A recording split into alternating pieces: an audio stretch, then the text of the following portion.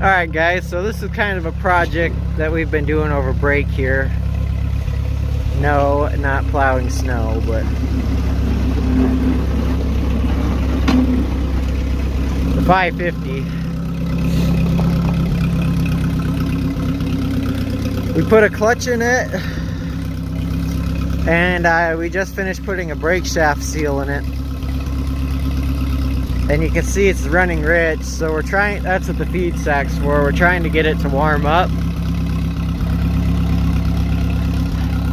So we have this little Dearborn blade, because back in the day we had, I don't know, was it an 8N or 9N? I think Dad said it was a 9N. And that's a Dearborn blade.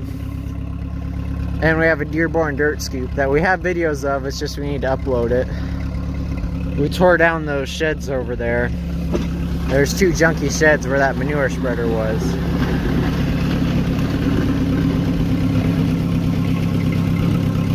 And that Dearborn scoop was in there too, but that's a Dearborn blade.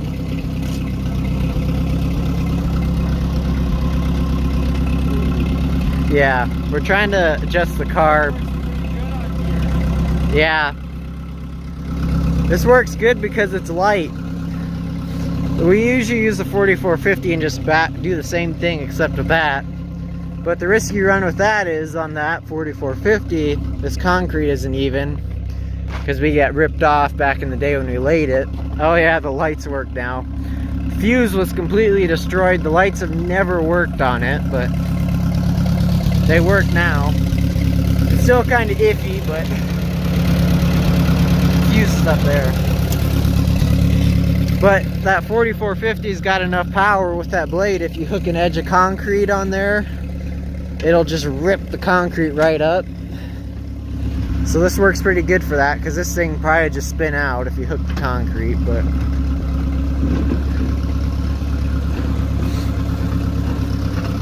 sorry, yeah, I see it spinning out. I'll zoom out a little bit so you get the supervisor came out of her doghouse. But yeah, we got the clutch in, and then we've been using it trying to get the carb right, and I think the float is too low because we pretty much backed the main jet all the way out, and it still is too, it's not fixed. The main jet, or our float is set too low, I think, is from what I've heard, but or that's what I'm thinking. Float is too low. Where'd you put your steak bone, Rose? Where'd you put your steak bone? I know. I gave you one. Where'd you put it? I saw you carrying it around. Yeah. He said may as well give her the rest of the bones, so. Oh, I guess we cleaned the PTO clutches also. Sorry, I put my glove back on here. PTO clutches were cleaned. The AGCO guys told us that it they weren't bad. They didn't need to be fixed. Sorry for that. The AGCO guys said they were fine, so we just cleaned them up with some white gas. And I know. That's fine on the concrete though. Grandma won't mind that. And the clutch, that was a whole ordeal. We had to slide it. PTO clutch got I should have took videos of it. Sorry. It was just kind of in the let's get this done phase. I didn't really want to record it because I figured I'd mess something up, but and we did, you know, learning experience, but that's the way it goes. The PTO splines on the pressure plate, the splines that go into the pressure plate, they were really worn, so we had them rebuilt. So we got that fixed. That 10 gauge is moving. It is? Slowly, but it's moving. Oh, It's almost to the blue. Nice. And yes, it is almost out of gas. But about the clutch, the first time we got it together, it wasn't going. We were fighting it. We couldn't get, well, here, I should just, the morning we were ready to put it together, we went to put it together, couldn't get it. You know, we're struggling with it, and we made our biggest mistake was we got it in once, but we were cockeyed. And looking back now, we probably could have wiggled it in, but we slid it back apart and we couldn't get it. So in our desperation, we tried to use some bolts to try and pull it together some. And we actually bent the inner side of the clutch, the friction disc. We actually bent that. So we didn't realize that at the time. So we took it apart like, shoot, probably 8 or 9 times, adjusting the fingers on the clutch because the clutch wouldn't disengage all the way. And I figured that's what it was, but it, you know, after all that desperation, we couldn't, I adjusted the fingers pretty much all the way out.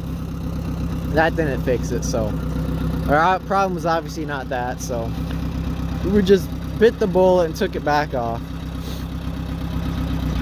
And doing that, we took it all off. I had it sitting on the bench in there. Took it apart, you know, and I just caught the light on the metal part of the inner side of the friction disc, and I could see that it was bent. I just caught the light perfectly, and I saw that it was bent.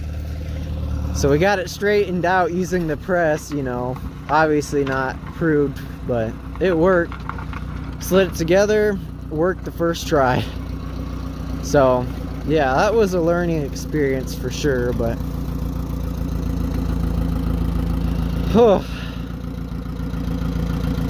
I'm not gonna say I'm glad it's over, but I'm happy we did it. And as you can see, it's not really blowing black right now. It's just, there it is. It runs fine. It runs fine when you just have it at a constant speed, but when you go to throttle it up, that's where it stumbles. So yeah, we just hooked this blade up to try and give it a workout, or not a workout, but to use it some to help break in the clutch before we just went to full send on any other items of business or whatever you'd want to call it. But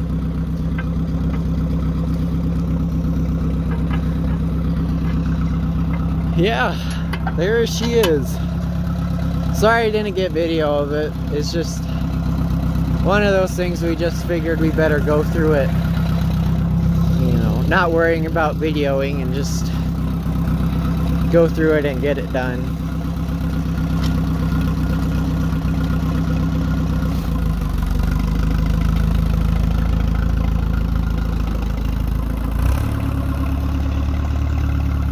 I don't know what he's doing, but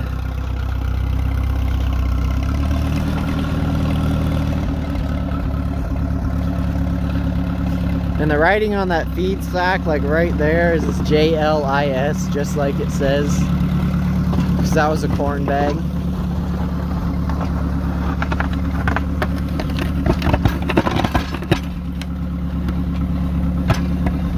But I'll make a little video of this, show you guys what's going on here, since we don't actually have a well, I guess we have one video at least of the 550 working.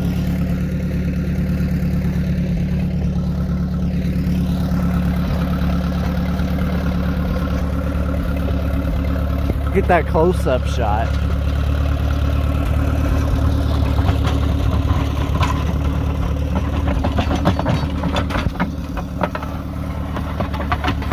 But yeah, that little Dearborn blade works pretty good. Oh, I guess I should say we drained to replace that brake shaft seal. It was leaking really bad on the right hand side, so we just replaced that side. The left side wasn't leaking, but replace that, you have to drain the rear end, and we drained the rear end and flushed it out with diesel too. So it's low on gear oil right now, but it's more than what was in it at the time. So Rosie's wondering what's going on over there. Sorry, I'm zoomed out. What's going on, Rose?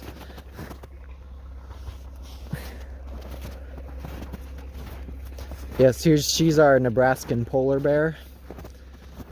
She's golden retriever and like mostly husky, or husky is a big part of her bloodline, so she gets thick fur. But at any rate, guys, I think that's it for this one. Just wanted to make a quick little video about this. My phone's probably about dead.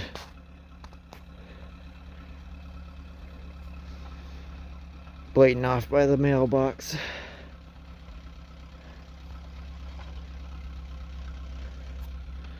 Plows haven't even been out yet, so yeah. Thanks for watching, guys. I was gonna show you part of that clutch, but I think I have pictures of it anyways, so thanks for watching. He put some gas in it, which is fair, but he said I should record him going up the hill.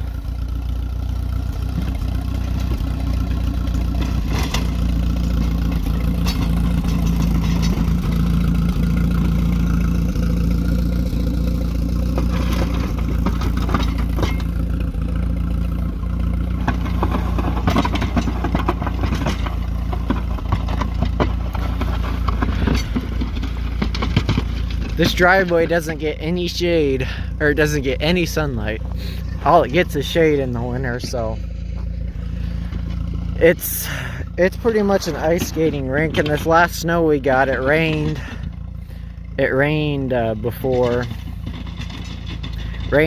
it snowed, so there's a nice layer of ice under there. So I guess he can make it up the hill. I don't think he's plowing up the hill, but I guess he can make it.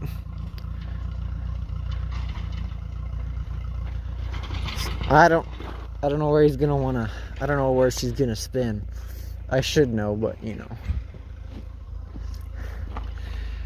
Yeah, I suppose this is random, but I suppose the old chicken coop is next on the axe for falling in and needing to be taken down. You know, this place looks good for, you know, if we had, I guess we do have a corn picker, but if we had a combine and an operational corn picker, this farm would be perfect. This farm would be the exact replica of a 1950s farm. I mean, the barn, corn crib, and you know, we got enough old machinery around here to supply us for a lifetime, so, but you know, I still want more.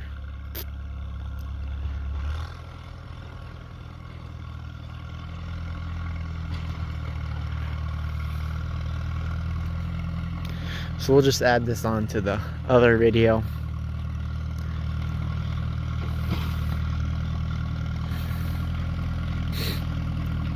We dug in a water line over here too, up from the shop too, so we had to put new rock in right here, so it might work a little better there, but there's a lot of dirt. Or you might get traction in. So he's plowing now. He probably won't make it now.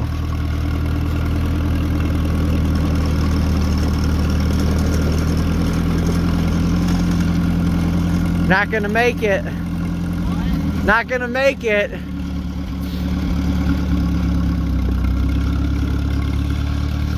Now he just has to send it.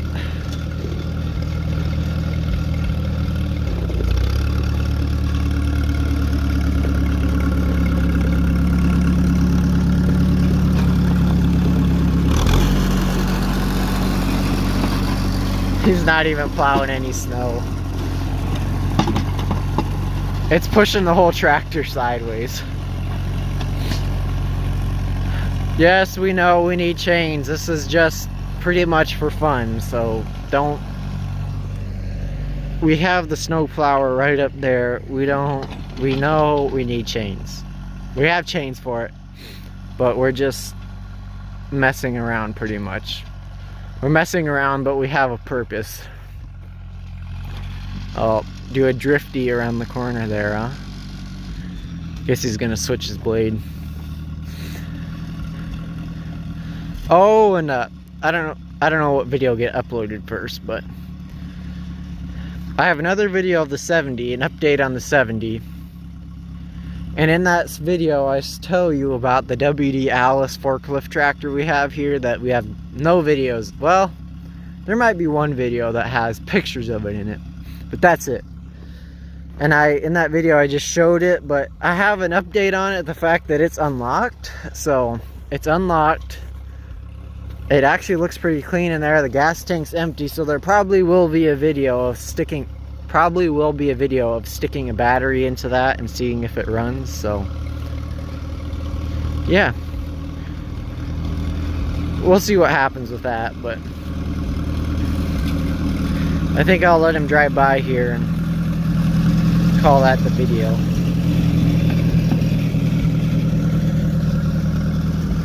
This tractor works a little better for plowing this stuff because it the 4450, it digs into the ground and it digs up all the rocks, but this one's light enough to where it digs up some, but not a lot.